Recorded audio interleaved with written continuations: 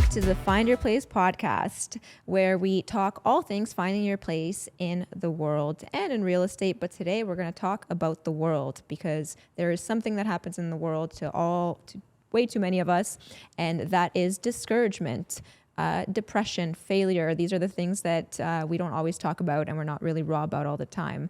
But what are they, and how do we get through them? And what is the male perception and the female perception? What does each individual sex go through when they're dealing with these things? That's why we have Dean back. Welcome back, Dean. Thank you. We had such a good time with you last time. We had to bring you back.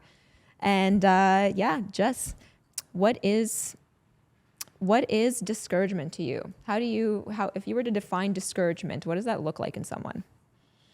What does discouragement look like? I think when I think discouragement, I think of a lack of motivation and desire. That's how I don't even know if someone wants to pull up what the definition is. Should you do that right now?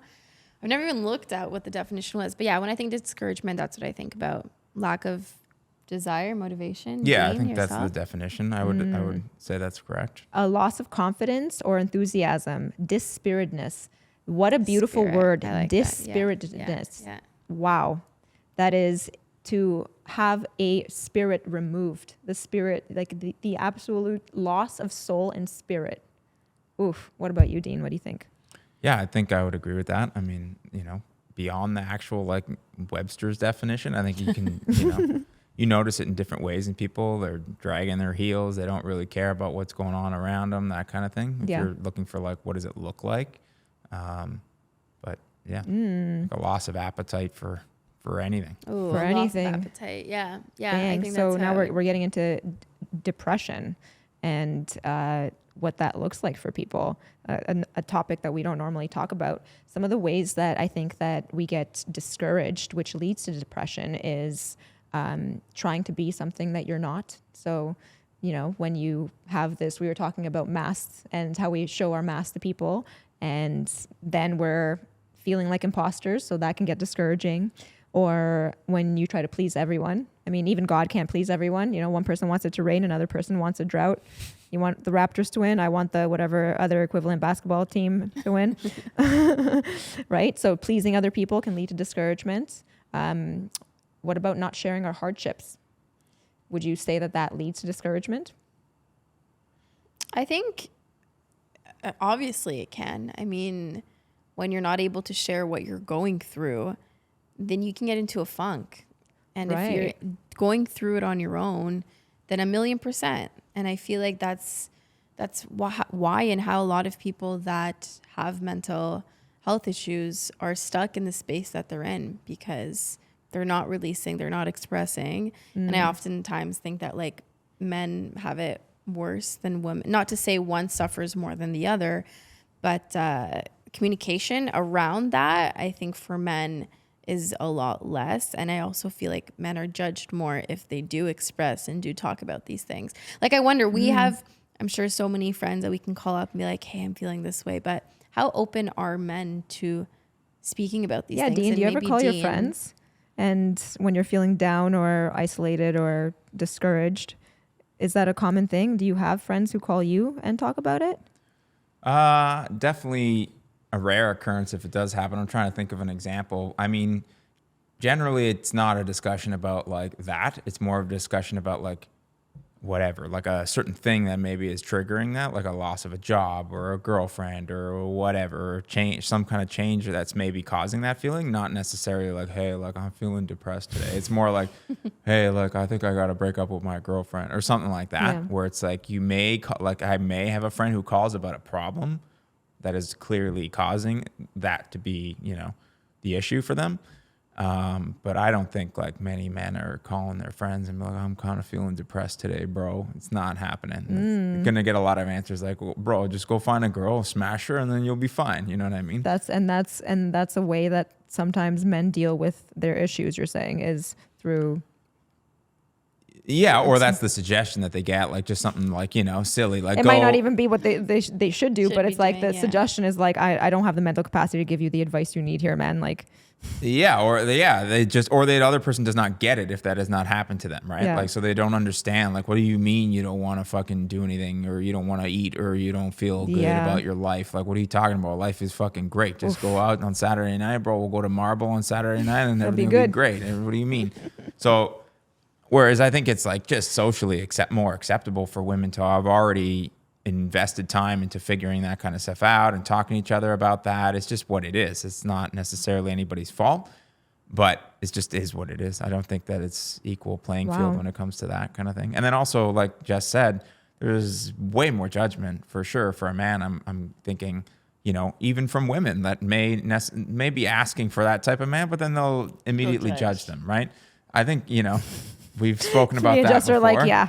It's like you on an animal level may lose some respect for a man if he can't handle his shit. And like on the other hand, you're telling him you shouldn't have to handle all your shit. Like, you should be able to go to a therapist. Ooh, that's and talk actually about it. Wow. Yeah, Dean just hit a nail on the head with that, because that is how many podcasts do we talk about? Like, do we hear like women being like, we need to help our men. They need to talk to us about their depression and their sadness, and we need to understand it when it happens. And meanwhile, it's drier than the Sahara if you do, for sure. I think, you know, that can be, sorry to get gross, but that can be the situation where it's definitely a turnoff for women who, like, a big TikTok trend. I didn't get that until after. So if I said, I didn't, okay, go ahead. A big TikTok trend that I keep seeing around is like men in therapy is such a green flag. And then it's usually stitched with either a woman saying like, I don't know what you're talking about, or I know what you're talking about, or it's great, or it's like, yeah, but don't tell us about it, or you know what I mean? It's,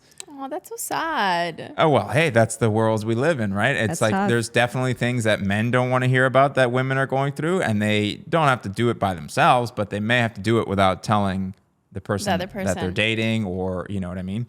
So I think there's the opportunity for men to deal with it and not lose a woman's interest by just dealing with it either by yourself is not always the best option, or with your other male friends if they're intelligent enough, or with a therapist or whatever, and then maybe shut your mouth about it, because not everybody is going to have the same opinion about you. Oh, that's tough. I was going to say, how do we change that script that actually I'm like being bothered as like Dean's talking. As we're listening to this. Yeah, not bothering in a bad way, but just like it upsets me. But also on another level, this is so gross. I hate this about myself, but on another level, I think, that's so bad. Are you Dean? agreeing? Yeah, Dean, that's bad, man. Right? Yeah, I mean, it happens. It's inevitable. I think we've all been in that space, but how do we rewire our minds?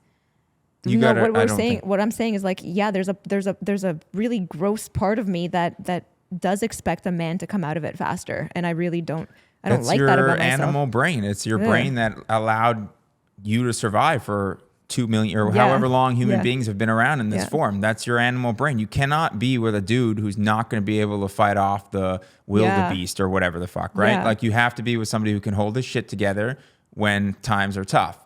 And whether you like to admit it or not, I think that like 95 or maybe even higher, 99.5 of women are expecting the same, whether they know it or not. They're expecting somebody, because I can guarantee you, just seeing relationships of friends who have come to me to talk about this stuff, it's like as soon as they like break down that level of like strength, the woman just like starts cheating on them, or they start fooling around on social media, and it's like all of a sudden the interest is a little bit gone. It's the same as if like when Dean's talking about some of this stuff, I feel so either I'm not cool with the kids and like I don't know what's going on, but I guess my mindset is that the majority of people don't do this, and that like, but I think that it's the opposite. It's the opposite, isn't it? Well, based on what Dean is saying, I mean, I don't know who you know and who these people are, but like, I don't know, my perception around that has changed considerably. Like, I think before maybe my mind was like that too, but when I have men telling me that they're in therapy, I'm actually drawn to that. I'm like,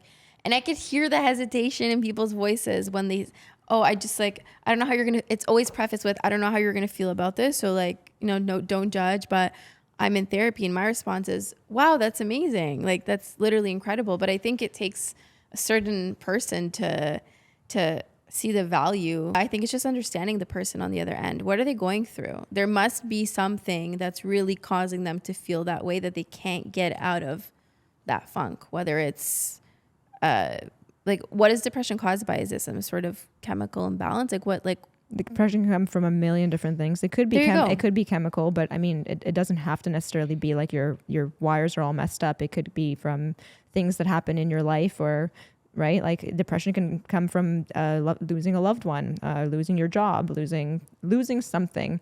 And I think that the core root of that is all this depression, discouragement, and failure come from feeling alone in the world. Would you say that this is true? In that moment? Yeah, but that in that moment lasts. So yeah, I feel like when I have my low times and I'm lonely, you feel alone and I down. get into those things, right? Yeah. So it's the idea that we forget how potentially loved we are, right? Whether it's by our family or by in my case, creator. So whenever I feel discouraged and down, it's because I've forgotten that my birth was a literal miracle, as was everyone else's here, and that something out there loves me more than any, for me, human being can ever love me on this. Like, there's something out there that loves me more than I could ever love the person or the thing or the dog that I love most in the world today. Like, if I forget that, I'm discouraged. But if I remember that, it's like you can't both know how loved you are and be discouraged. So when do you find, like, if either one of you could think back to times where you felt discouraged, there's probably like, how do I say this? Like reoccurring, you know, in those old town spaces squares where they're like, hear ye, and they like open up the scroll. I should take out my scroll and be like, but I'm just wondering, are there times where like you see similar types of situations where you feel discouraged, right? Like if there's certain moments where something happens and it's a reoccurring theme. For me, my discouragement is becoming lesser and lesser when I fall into these states of being because of growing my faith. And so even my negative thoughts lately, and this has been like, I've been going to church more, I've been going to therapy, and all of these negative thoughts that I used to have, I'd say something bad about myself, like, oh, you're so stupid, or why'd you do that? That's such a dumb thing to do. Just something about myself. And now it's like replaced with a thought that says, that's not what God would say about you. Like, that's not what the thing that loves you the most in the world would say about you. So I guess, like, if you're not in faith that way with the whole God thing, it's like, who loves you most in the world? Or who do you love most in the world that you can say, okay, that's not something I would say to the person that I love most in the world, right? So I'm able to check back in faster and faster and interrupt those discouraging moments because I remember the grace by which I'm here, if that makes sense. But that wasn't always the case. Like, literally been dealing with discouragement and depression for a very long portion of life until I found faith.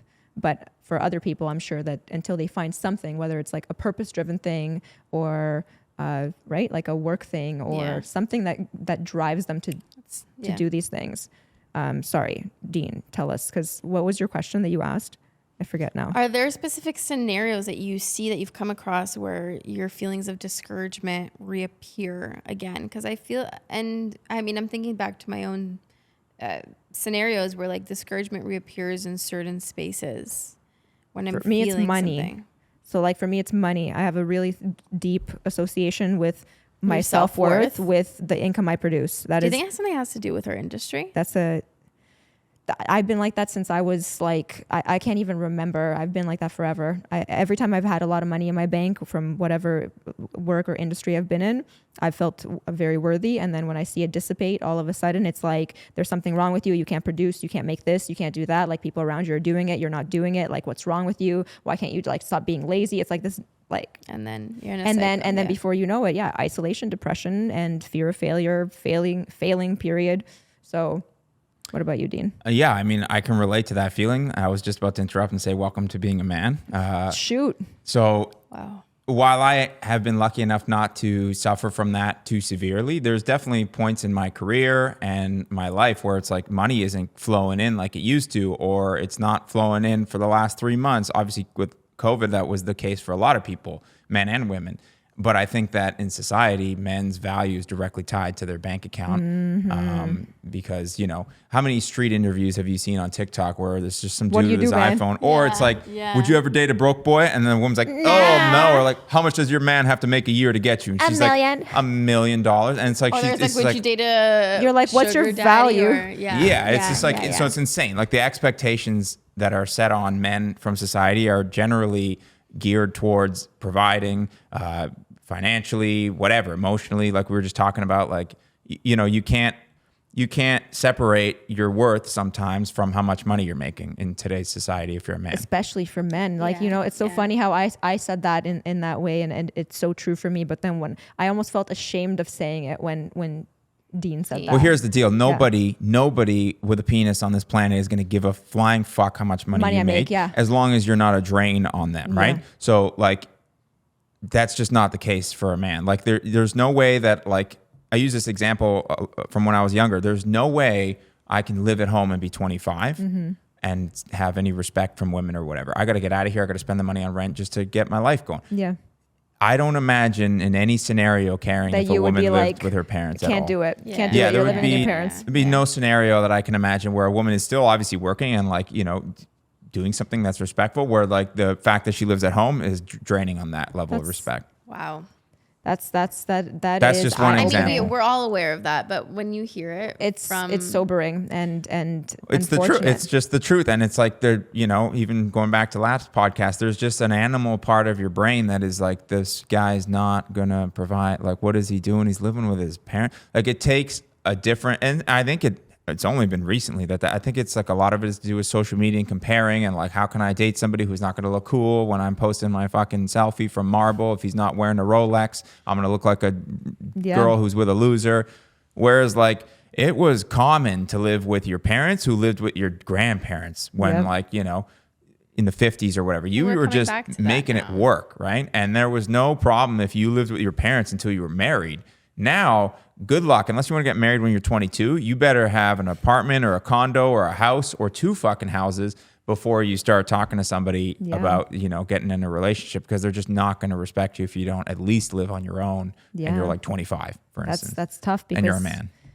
That's tough because it's mostly true. Like, hopefully we can develop as women enough that I'm sure there's lots of women out there who are developed beyond that point and stick with someone from the bottom and up. But the thing is that there's so many horror stories about these young women who actually end up with men who aren't doing those things, but they're not doing those things because they're trying and they're failing at those things, and they're waking up, trying again, failing at those things. Is that they actually don't want to do those things, and they do mooch off of other people. And then that's the thing. It's like those scorned women who picked the wrong guys are the loudest of us all and kind of shape everything else, where they're yelling at the top of their lungs of like, don't date bums, don't pay, you know, don't be dating people like this, blah, blah, blah, blah, blah. But, you know, you just dated the wrong man, and not all bums are bad men, because they're on their way to not being bums, quote unquote, whatever you're saying. Right. Yeah, I mean, it's your choice. You want to date a man that you can see a future with, that he's trying to make a future for, or do you want to date somebody who's already there, who probably doesn't value you as much? Yeah. Like, you know what I mean? There's the classic story of like the billionaire who's already a billionaire. You think he really cares that how hot you are, or what you do for a living? He doesn't care. So you're disposable at that point. Or how many, like, there's obviously what I was saying before was a generalization. There's lots of basketball players or famous people or actors or actresses that you never see in the tabloids because they've been with somebody since high school. Yeah. Or they've been with somebody since like whatever. They were 21 and they weren't rich and they were going on auditions every weekend. Look at McGregor. I that's the one that I always go to, like Conor McGregor.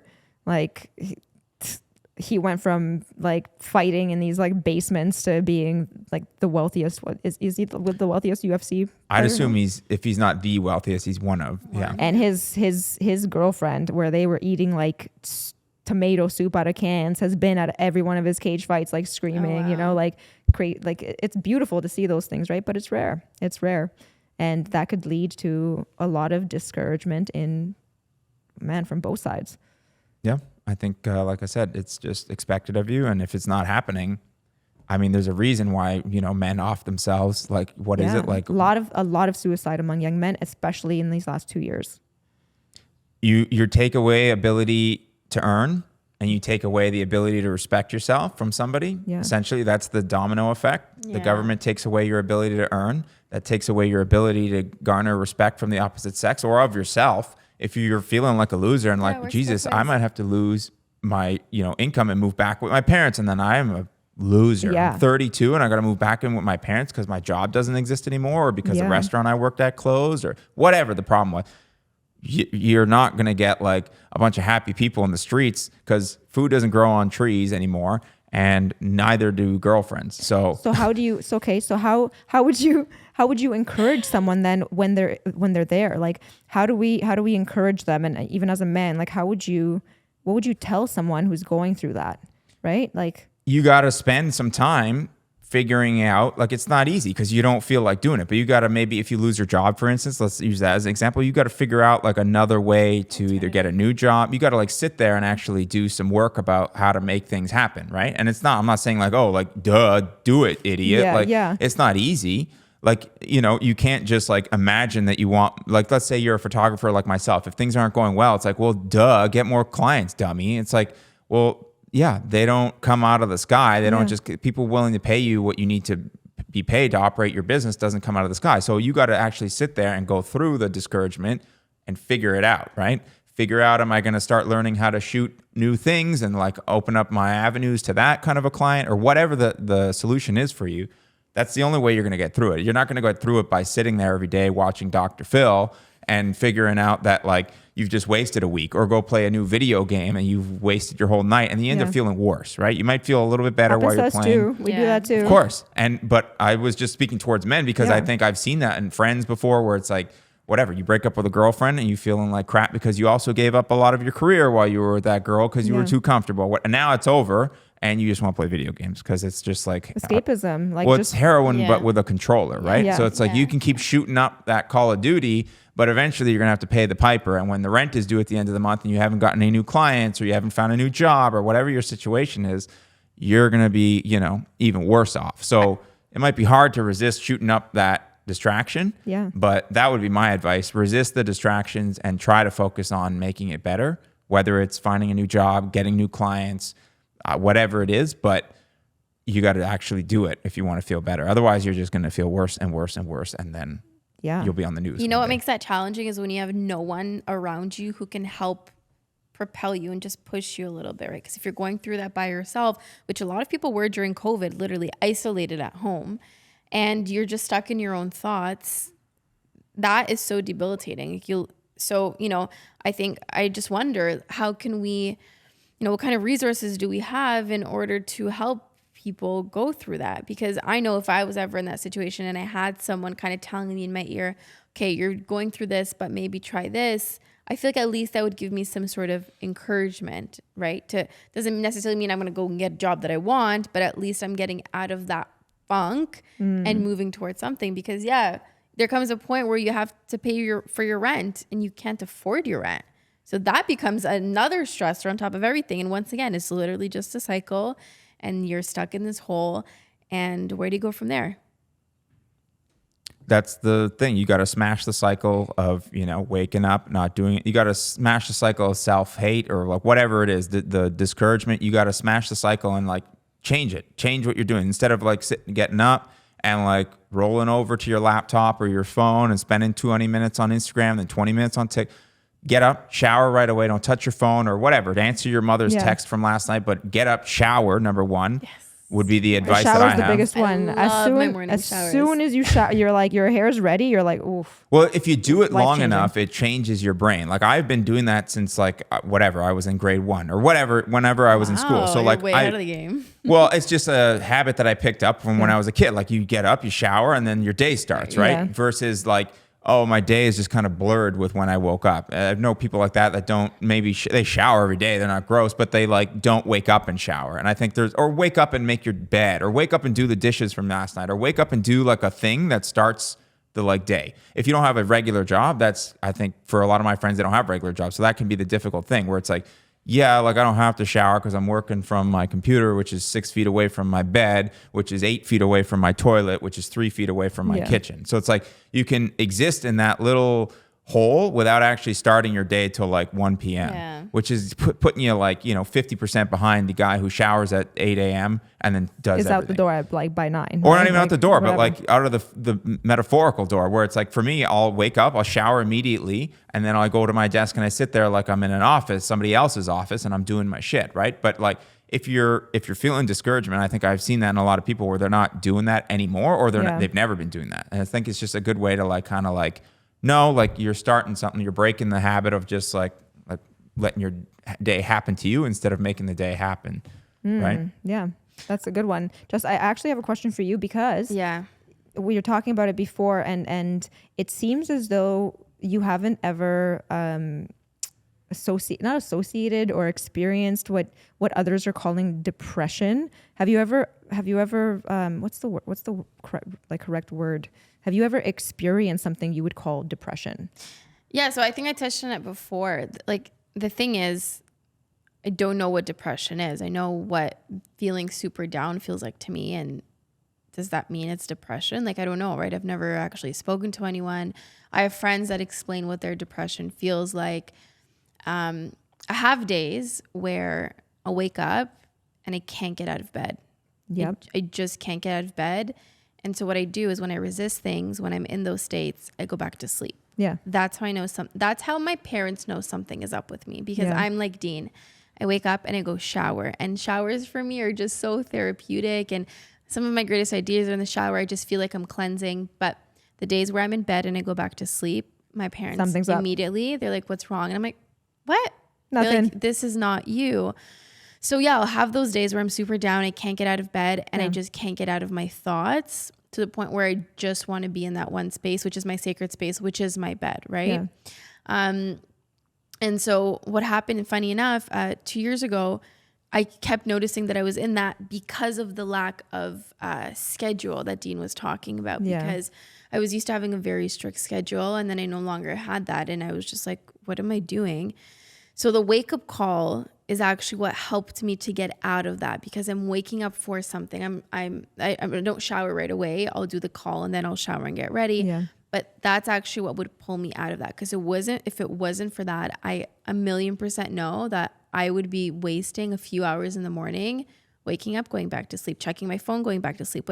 And so that's actually one of the things that I've tried to implement. And this is what I wanted to ask you. I started putting my phone in the washroom, because I'm not distracted when I wake up, and I also don't feel that discouraged, because I wake up with a clear mind and it's not being triggered by anything. And I had to explain this to some of my friends. Like, can you explain to me? I don't get what you mean by you being triggered. I'm like, well, I wake up is the first, like, I'm up at 5 a.m. Yeah. The first thing I see, I'm like scrolling, and then I see things that, like, I'm not even ready to receive yet. Yeah. And so as a result, obviously we only post the good things. Like, I try to sometimes post, not sometimes, I try to more often than not post things that I'm going through. Yeah, but we're not posting good things because we're trying to be perfect. We're posting good things to be empowering, because the general consensus is like, we all know that none of us are going through like, we're not always happy or good or any of that. So like, just trying to be uplifting. If you posted depressing stuff all the time, it's not depressing. I just try to post very authentic stuff. Yeah. And, got not it. like... Yeah, sometimes, like, I can openly say, sometimes I cry. Like, it's okay, I'm human. And I had a hard time accepting that, because I hate being vulnerable. But yeah, so, I've never gone to see someone to see if I was depressed or not. But I can sense when I'm really low. It's very, very obvious. And when I'm really down, I avoid people. Once again, I resist the things, and I isolate.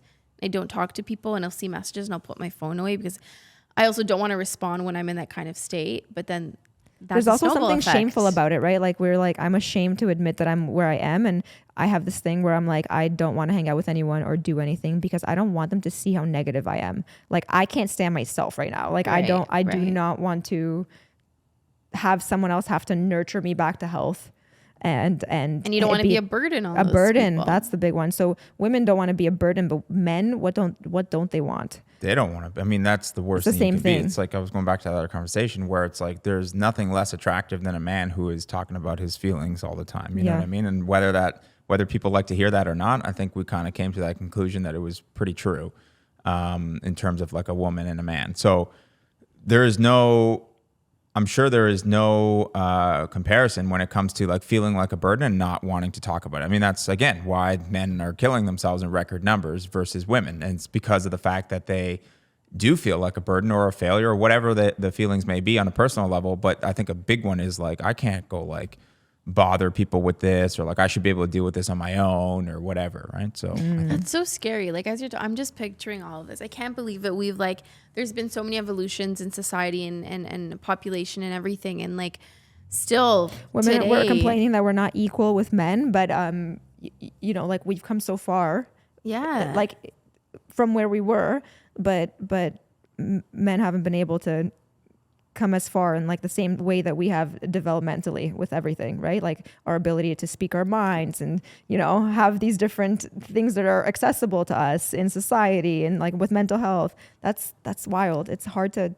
it's really sad. Yeah. It's really sad. Like now that we're just talking about this Yeah. more and more, I'm like, holy crap. Like I wonder what these people are feeling like. And it's probably a constant like thing in their mind that just like runs and runs and runs. I can't be this. Like, can you imagine always having this voice that's just in your head and telling you can't speak up, you can't say how you feel, you have to act a certain Or something way. that just keeps saying, be a man, be a effing man, just be a effing man. Like stop like, like stop complaining, stop being blah, blah, blah. Like, I've just come to realize I grew up with a lot of boys. I was the one girl with, you know, I was always hanging with the boys. And maybe that's actually something that I picked up from being with boys all the time, is like when we would play basketball or something, I would fall down, scrape my knee, would never cry. I would pick myself back up and start running again as though nothing happened. You know, when you say this, I want to bring you back to last episode where your first answer was respect. Like, what do you want, love or respect? And I was going to say that's interesting because that's the masculine trait. Like when we were talking about the whole Bible thing, men and women. And I was like, that's really interesting. And it's great that you're saying this because you grew up with you can't boys. show that you're hurt. You just get it's not like anyone told me that. There wasn't a rule book that said, if you play basketball with us, you cannot do blah, blah, blah. But if I'm around boys all the time and I see how they act and, you know, it's all like, oh, we're all good. And, you know, we're strong and we're this. Like if I'm playing with them, I felt like at least that I had to develop those types of, of course. If I want to hang out with you guys, I need to act like you guys. So now I'm having an epiphany. I'm like, maybe a lot of this has to do with, you know, me being around the boys, not showing any emotion, any vulnerability. And like that's wow. And we witness like the boys and the men that we grow up with, we really see them as stronger than us, right? So we want to take on those traits because like for me growing up, and man, my mom is my best friend. I love her to the moon and back. We have the best relationship. But growing up, I didn't have respect for her. I thought that she was almost like weak. And because she showed her emotion? No, because of the way she lived her life. So I thought there was a weakness in her. Okay. And so it's almost like in households where things are a little bit harder growing up, and there's a dominant figure, and then there's another figure that's quote unquote like victim of that dominance. And like again and again, children actually, even though they're scared of the dominant figure, they're more drawn to become, because they go, okay, well, this person's the one calling the shots and this is how they end up becoming, right? Like it's a very interesting thing. So looking back at that, I can see how I wanted to be more tough, stronger, blah, blah, blah. And like what I viewed as weakness and what I viewed as strength. And it was completely opposite. Yourself through the person that like, I guess you respected more. And a lot of those figures are usually men. And so a lot of these like really tough girls that act so hard that don't let any man in whatsoever, it's coming from either having to parent themselves to be their own like father, or they had a very dominant father or dominant upbringing with boys that they took on those traits. Or if a parent, the mother, took on those traits. Ooh. And I'm actually thinking about my mom. Like, my mom is a superwoman. She could literally do anything that you present her with, but she very rarely showed that she struggled and that she was feeling something. Like you would never know, right? So I think also as children, we watch, we see, we subconsciously start to develop and start to act in ways that we're not even aware of. We just do. Dean, what about your parents? What about them? Yeah. What are they like? What's their dynamic? I don't know. I think it's pretty average. I don't know. Obviously, everybody, no matter who your parents are, no matter what, they're all mess ups. Like we're all Everyone, and we're all- and we're gonna mess up our children. So let's just well, not even that, but no matter who your parents are, you take something about how you act today is because of your parents. Yeah, Like yeah, there's yeah. no, You can't yeah, unless you're brought up by aliens or your Yeah. grandparents, then it comes from your grandparents or Yeah. the aliens. But if you're Yeah. brought up by your parents, you're gonna react and act to a certain extent like them. It's like everything else we were talking about. It takes like intense ability to be introspective to go against the stream of your brain. Your brain is wired and it has its pathways and they're set when you're younger. And that's to help you survive. But we don't need that anymore necessarily. So you can rewire it, you know, whether it be through psychedelics or just being introspective and figuring it out and doing all the like stuff that Dr. Phil would tell you do. Yeah. Write down your feelings and whatever it is. Even the way he said it, you could tell he's like not about that. yeah. Well, it's like that doesn't necessarily. That's more of the manly thing, that right too. Like, but also, I mean, does it really? Like, I mean, Dr. Phil, I don't know. Yeah, Well, you may or may not, whatever, Dr. Phil or anybody else that Yeah. may tell you these ways that you may be able to change. But like, there's not always a negative thing. It's just sometimes that's just what it is. So if you have a negative upbringing and let's just say, this is obviously not the example of my parents, but if you are growing up in a household where your father is beating on your mother and you're a moron, you will beat on your wife that you marry later. Do you think that's being a moron, or that's being? No, that's being a moron in that situation because Yeah. you're physically abusing somebody. And Yeah. if there's other examples I'm sure I'll think of where it's like you're not necessarily a moron, you just may not realize that maybe you don't talk a lot about your Yeah. feelings or whatever, and that's because that's how your dad would. But if you're Yeah. hitting somebody, you're a moron if you take on that trait from Yeah. your parents, right? So that's an easy one to say, like, okay, it doesn't take much effort to see that your father beat your mother, therefore that's why you're having the inability to solve problems with your current wife without being physical or Yeah. wanting to be physical. Yeah. So that is an easy one to be like, okay, like that's why this is happening. I need to I need to fix it, or I need to be aware that may be my urge because of this. And then after X amount of times or X amount of doses of mushrooms, you will rewire that shit, right out of We're you. talking about doses of mushrooms, and I'm like, okay, no, you give that man a Bible and you put him in church. A lot. How many men beat their wives in the Bible, though? I don't know about that. I mean, one, that's true. There is a lot of abuse in a lot of even the places that are supposed to be godly and good. Yeah. But yeah, I wouldn't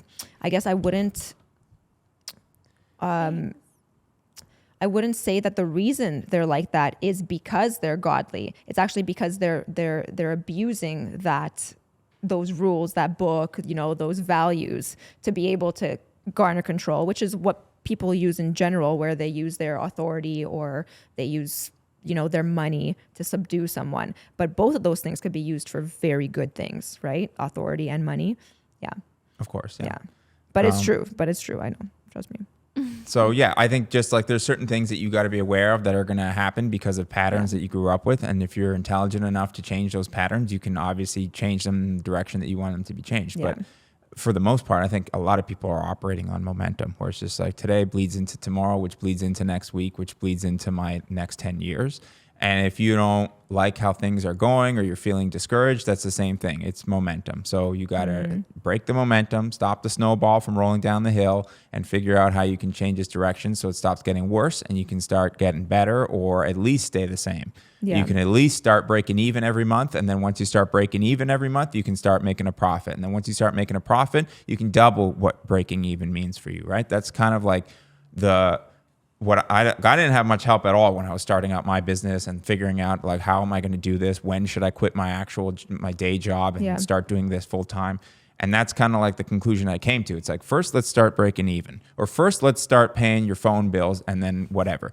Then let's start paying all the bills. Then let's add in the rent, and then woo, baby, we got a career here. Yeah. Like, let's quit this fucking job. You're breaking even, quit the job, and You set stop a relying. parameter of like, okay, this is what tells me that this is what I'm going to move forward with and give up this other thing that I'm doing. Right, exactly. And it's the same thing with being discouraged. Like, okay, first let's try to take a shower every morning when I wake up instead of being lazy and wanting to watch some everyone.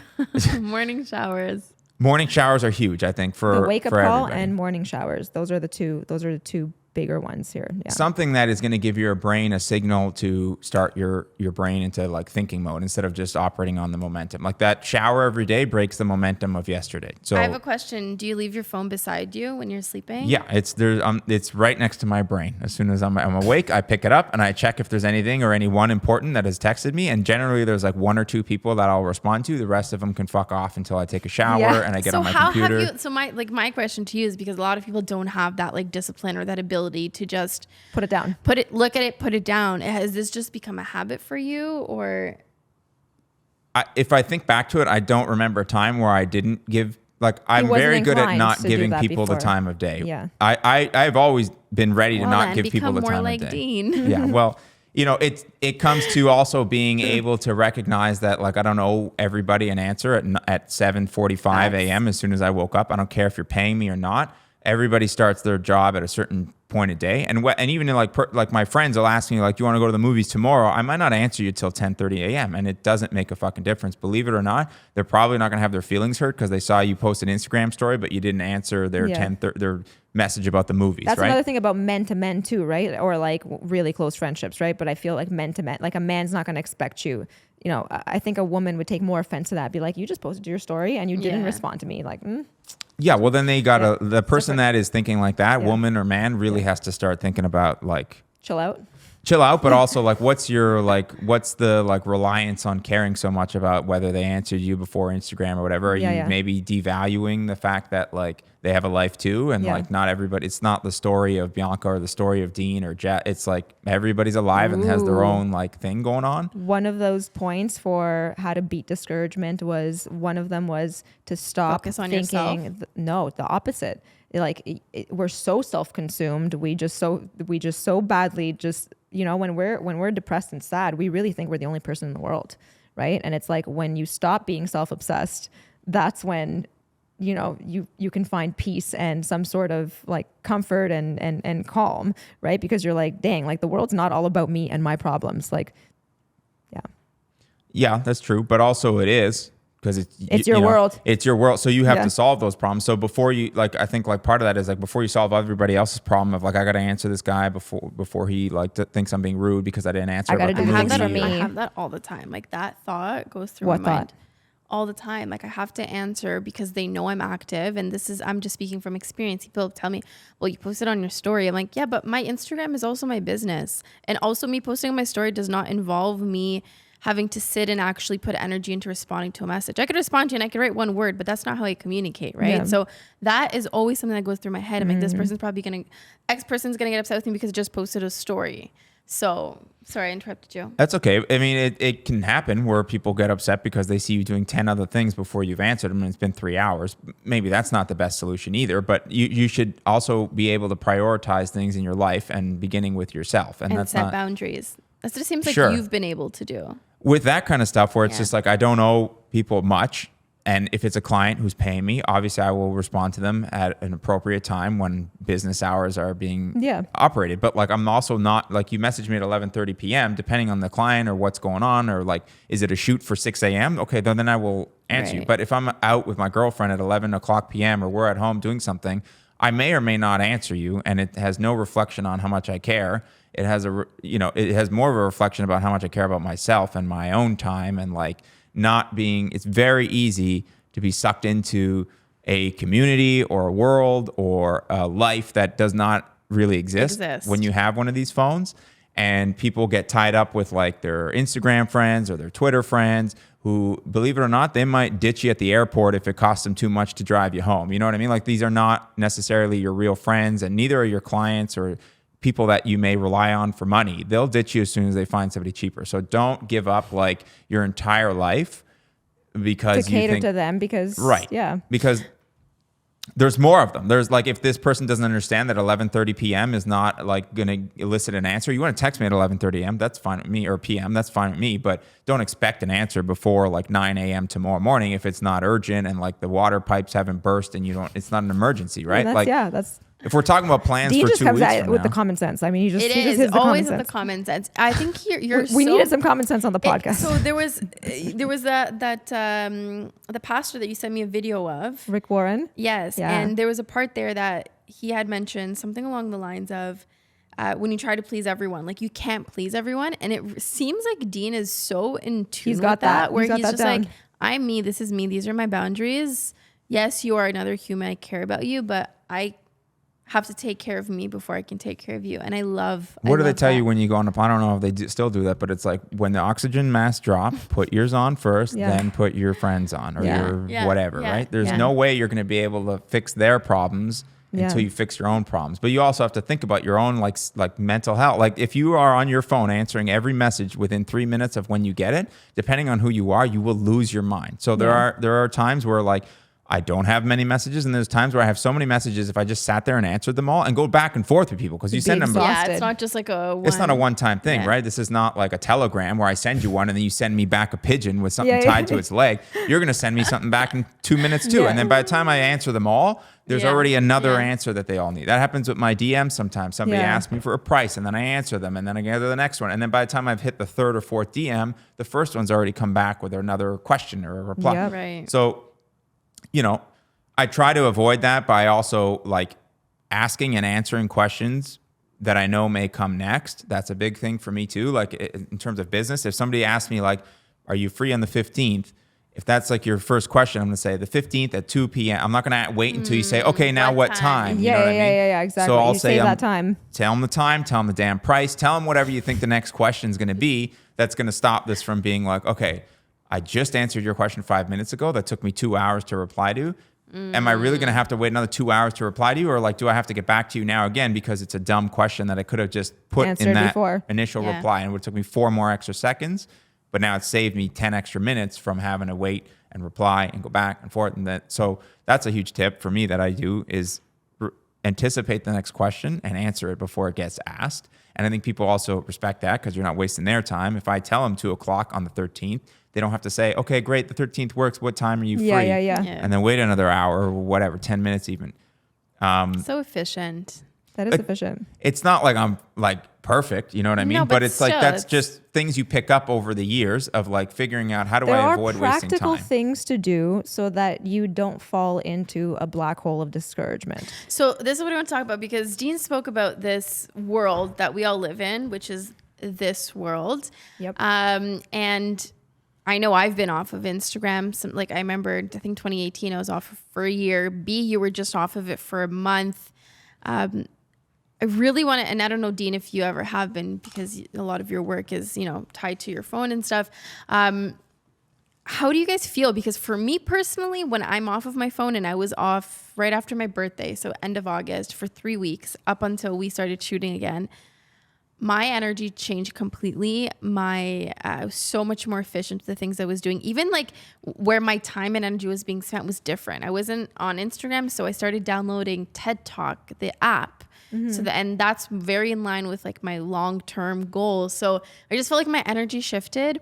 And I'm so curious to know with you guys, like, how did you, I don't know if you monitored, but like, did you monitor your discouragement levels? I don't know if that's a thing, but how did you actually feel being out of this world? That's actually such a good question. My going away from the world, although it was a detox, was also like, I had someone really explain it well the other day, which was, I was saying that, you know, I've had this season of like sort of isolation and darkness, but yeah, and I didn't really understand what it was for. And a lot of it was I don't want to admit it, but it was a lot of it was rooted in feeling a sort of like shame and guilt about my productivity over the last year. And the more I stayed away from it, the more I was like, I'm actually ashamed of myself and what I've done this year, the way that, because I had these expectations and, you know, and then these things happen and they take you off track. And sometimes you just can't pick yourself up. But she gave me the best analogy, which was, you know, like sometimes, and this is one of my friends at church that I just recently met, who's wonderful, amazing woman. And she said, you know, sometimes God has to entirely, for you to be created anew, you have to be uprooted, right? So like those roots have to be ripped out of the ground, right? So there's your first pain point. And then to be created new, you need to be replanted, right? So now you're a seed and you're in the dirt and you're in the darkness. So like month off of social media was me feeling like I was in nothing but like darkness and like I don't know what was going on, and I was really down and really reflecting on the things that I didn't get done, or I didn't accomplish the way that I wanted to, and I just didn't know that there was something sprouting there, and I can finally feel it now. So yeah, I mean, I wouldn't say that when I'm on social media I'm unhappy, if that makes sense. Or I feel unproductive. Yeah. A bit, yeah. But yeah, I feel like I need to be more on social media, not less. Interesting. That makes sense. Yeah. Yeah. I think it's a tool. You can use it to hammer a nail, or you can use it to hit yourself in the head. And it's like, here, I was just pulling this up while you're talking. Yeah. Can you tell them what my screen time is? Yeah, it's 13 hours, 8 minutes. That's my average screen time for a week. So I definitely So hold on, is that a daily? Like That's on your phone, the average 13? daily amount of time that I spend on my phone is 13 hours and 8 minutes, Yeah. according to my phone. Damn. But that's not all That- social media. That's other That's stuff. No. definitely not only No, social no, media. no. That includes having YouTube running while I'm in the shower or Yeah. like whatever, right? Yeah, yeah. Obviously, Yeah. it's not like I'm, Yeah. Yeah. So, and there's the odd occasion where you put your phone down with a text message and it's just sitting there for 10 Yeah. minutes or Yeah, something, yeah. and you're not even looking at it. But that doesn't even include time that I'm on my computer, I don't think. So Yeah. that's just my cell phone. While I definitely can feel like the urge to want to just not deal with it certain days, or like it's just like not a playground I want to play in today, there's no avoiding it if you're doing something for yourself. If you're a real estate agent that's not working at a big brokerage who's just feeding you leads all day long, you have to move your ass and get out there and find them and market yourself and make a podcast or do whatever you're doing to get out there on social media. That's the only way you're going to, survive in this day and age. As a photographer, there's no way you're surviving or finding clients if you're not on Instagram or whatever the platform of the day is.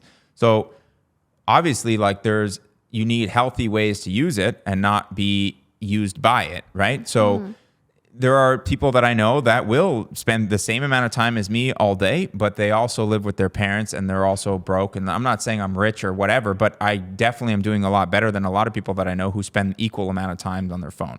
So I think if you are, again, bringing it back to like being aware of what you're doing instead of operating on momentum of picking up your phone, scrolling through the latest Kanye West fucking video or scrolling through the whatever, the who broke up today, that's a waste of time. If you're messaging people, you're getting back to clients, then it's worth being on there. If all you're doing is going to your day job and then using social media to tick the minutes away, you're fucking up big time, because that is a great way to like lose your ability and your attention span for what really matters. If you're an entrepreneur, that matters. You have to do that. You have to grow your business that way. There is not really much to, there's not much to avoid that. So if we bring it back to the sort of topic of discouragement, depression, and all that other stuff, it's to use the tools that would discourage you normally if you misuse them for your benefit and not for, time wasting. And be intentional with that. Like that's what word keeps coming up every time Dean shares something. He's so intentional in everything he does. He's not even bothered by it. Like when I think of my phone, I get bothered by the thought of my phone because I know, I have to do this, I have to do that. But your perspective is so different. It's just like, use it, do what you got to do. Like I feel like he has a positive relationship with his social media devices. and It's not even devices, social media. It's just his devices in general. Like he could say the same thing about his laptop. I friggin' hate this thing. I spend so much time on it and it consumes me. But no, you're super intentional with all of it. So. It's not overnight. Like you got to realize what's happening while it's happening to you. Like I said, you gotta be willing to witness momentum when you see it, right? Or you got to be willing to recognize momentum when it's happening. If I realize there's definitely, it's not like I sit there and all I do is make money on my phone and then everybody else can go fuck off. There's definitely times where I'm wasting time on social media. I'm scrolling through shit and I didn't even realize I was scrolling for half an hour on TikTok. But if you don't realize it's happening, you will be doomed to making it worse. If you can't realize you just wasted 20 minutes on TikTok and you don't even know it's lunchtime already, you're going to waste 40 minutes tomorrow, right? So there has to be some sort of like realization of what's going on. And for me, in the beginning, I set time limits on my phone. Like, okay, TikTok is only an hour a day because it's basically useless to me, but there is some sort of like entertainment value. There's some value of there. You get a little bit of news. You get a little bit of like staying up to date on topics if I'm on a podcast. Oh my God, I thought you said nudes, but you said news, News. You're like, oh my God. But also news. But also, So if you, like you said, Sorry. I don't like consider myself to be like intentional, but that's, I guess, what you could call it. Like I've set time limits on these applications until I can do it on my own, or I've garnered that pattern of not wasting time because I know I only have 2 hours today. So if I just fuck off, watch the latest TMZ videos for half an hour, I only have half an hour left to respond to everybody. And then I'm going to look like an idiot if I have to wait till tomorrow because I wasted all my time today. So if you really have like an addiction, like I have a friend like this who has a video game addiction, I recommended to him, you buy it's like a little container and there's a lock on it, like a timer. So like, hey man, like you can't be a photographer who's like not struggling, but like also you're not moving up and playing video games during the middle of the day. Yeah. It's fine to have a hobby like golfing or whatever. It doesn't mean you have to like throw the system out your window and then that's it, work all day. But if you lock it until 6 p.m., sun goes, whatever the time it is for you, you can play video games at 6. Guess what happens before 6? You work. Yeah. So it's the same thing with the applications. If you can't handle them, put a lock on them, or if you need them, put a time limit, and then guess what? When you're on there, you'll naturally gravitate to the more important shit before you start wasting whatever you have left. Because I need to answer these people, but all practical stuff. It's true, and it's very, very simple that way, isn't it? There's a reason why these. You also have to remember these. Like the way I think of it is like sometimes it helps me to be like to think about how these platforms want you on there. And I'm not going to like submit to that. I'm not going to allow you to control my shit because you make more money the longer I'm on here. So I'm going to use it to my advantage, and I'm going to get more out of it than you do in terms of like Mark Zuckerberg. Like I'm going to get more out of Instagram than Mark Zuckerberg gets out of me because that's just a personality trait I have. You know what I mean? So if you think about it like that, I think like, especially for men, it's like you don't want to get used. So use this thing before it uses you. You know what I mean? Wow. That's actually a really, really good one. Okay, I have a question. We're at 57 minutes. Okay, so I have a question, and it's for you and for everyone. Is there a time where you felt like discouraged, right? But something miraculously happened. Like you really thought there was no way out of something, and by faith, somehow, something almost supernatural came about that you just couldn't believe that was happening. I don't know about supernatural, but I remember last April when the market started to shift, I think we all started to experience it. And so I think inevitably a lot of people started to worry. And so I remember I was at the gym and I was like, holy shit, I have a listing right now and my clients rejected a really good offer they got. Yeah. So what's going to happen? And I went to the gym with my mom because prior to that, I was already in a weird funk. I was getting really nervous. And we finished their class and I picked up my phone and I had a DM from an agent who called me a year before to interview me. And she goes, hey, I've been following you for a year and I really think you'd be a great fit to take care of my clients. Can we talk about a listing?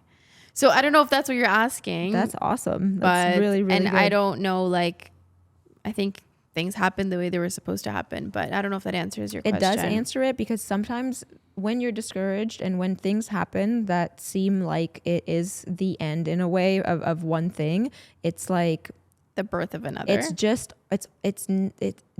you just don't, I wish I could give this understanding to so deeply now that I have it to people, which is that you are so absolutely loved and taken care of beyond a measure you can even understand, beyond your own understanding. We don't understand how loved we are, and that everything that happens that is bad, because whether it's our choices or not our choices, will be transformed and made for good, because there are certain promises that are made to us by this very loving thing that loves us so much.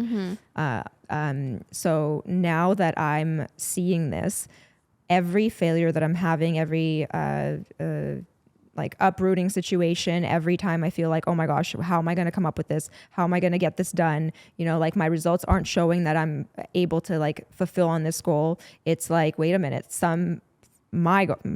is faith, right? Like my God made me promises, and those promises, he can't lie. And my promises are my promises, and I will never be let down by him. And that's how I'm finding, for me, my faith, and finding like there's no bad thing that can happen to you. There's no place where you will be discouraged where it doesn't bring you to the other side of something really, really good. I can't think of a single thing in my life that I've been discouraged or depressed about that I came out of that I was like equally discouraged or depressed about and that I didn't gain something 10 times better from. Yep. So that's what I was asking is, was there a time where you thought you were never going to see something come to fruition or something that happened that was really shitty and you know, by some form of coincidence or situation, you're like, how did this happen?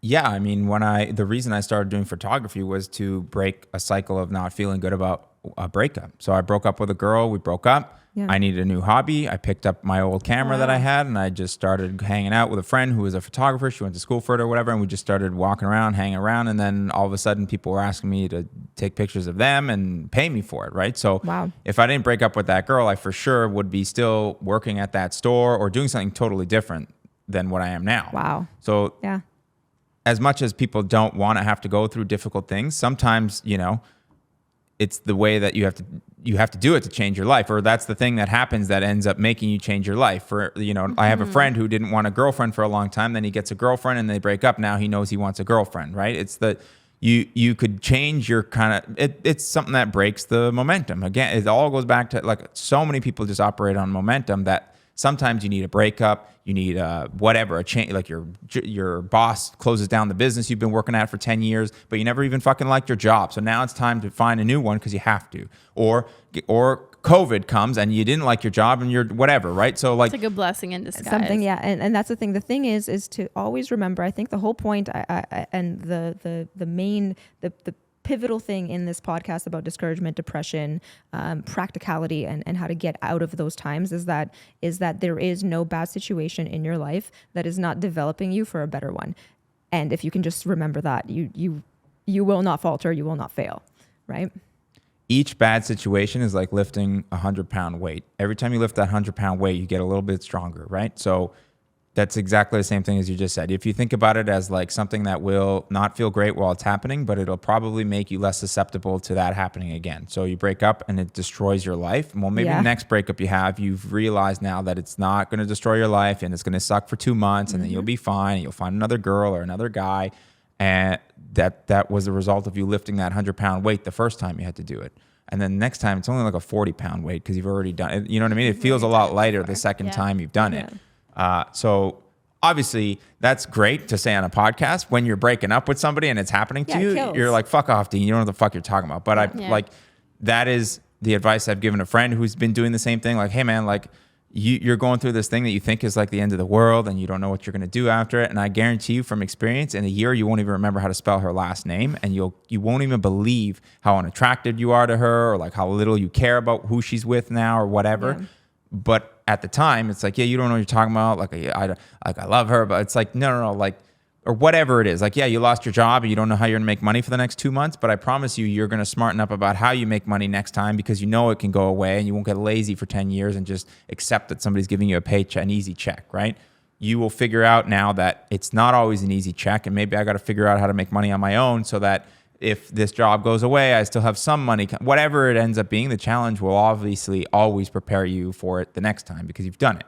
You climb a mountain, you're going to understand how to use the right tools to climb it better the next time, right? I think one of the key things in that is also just it got bright. It got bright. See? Is being thankful during that process, right? Because oftentimes when we're in that difficult moment, it's very easy to, become a victim and to have that theme, like with the reoccurring theme go through your mind. Whereas if it's inevitable, we're going to go through shit more than we think. Welcome to the earth. It's literally broken here. It's literally a part of our journey. And if we can just find the lesson instead of the loss in that journey, that'll allow us to go through it much more freely. And I'm thinking now, you asked me for an example.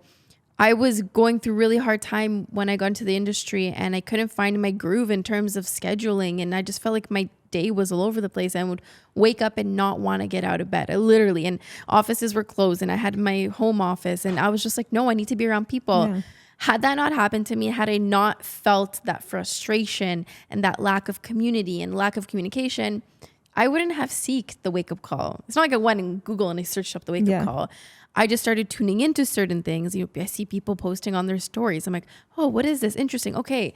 And here I am. You know what I mean? So it's just flipping the script and understanding that through the challenge and through those moments, and they're low and they hurt, but through that you will come out as a stronger person who's a lot more aware and who's ready for the next challenge. The next time you're going to be planted. Yeah. Yeah. Well, wow. Practical things, spiritual things, and so much more. What a good episode. Any last thoughts, anyone? The only thing I would change about what you said is it's probably not going to happen while it's going through it. So think of something else. Like think of the last thing. Don't think of the thing that that's happening today. Think of the last breakup. That's actually very good. That's evidence. Yeah. It's already happened, and you know that you don't, like. That's what I like. The same friend, same thing is happening again with the relate. It's like, well, remember last time with Jane? Yeah. Jane, what you don't care about Jane at all right now. Remember that now? So like. Jill is it's gonna be the same thing. Jane is the same as Jill. It's just 3 years later, and then it's gonna suck. But when you don't want to hear the kind of stuff we're saying when it's happening to you. But if you slow down and you're not gonna learn the lesson and feel great about what's happening to you when it's shitty. Think about the last shitty thing that happened to you, and then how it stopped happening. Eventually. I would challenge that. You could still appreciate. You can. I think it just takes a lot more to appreciate a bad thing while it's happening. 1,000,000%. 1,000,000%. I think that's where it's good to have the right people around you who can challenge you. Yes, being consoled is great. And I feel bad for you. But some people are like, wait, hold on. Just view it in this light. And then you're like, okay, yeah. And not necessarily it's going to be 100%. But but I definitely agree with you. It's easier to do it when you're looking at something that provides you with that evidence of you having already done it. And your brain's like, oh, wait, I've done this before. Okay, cool. For sure. It's already over. You can't argue with the fact that it's going to end if it's already ended and it's already been okay, right? Yeah. So versus your brain doesn't want to tell you that it's all going to be okay eventually. You don't want to accept that. You're like, yeah, but it sucks. It's you don't want to accept that it's not going to suck.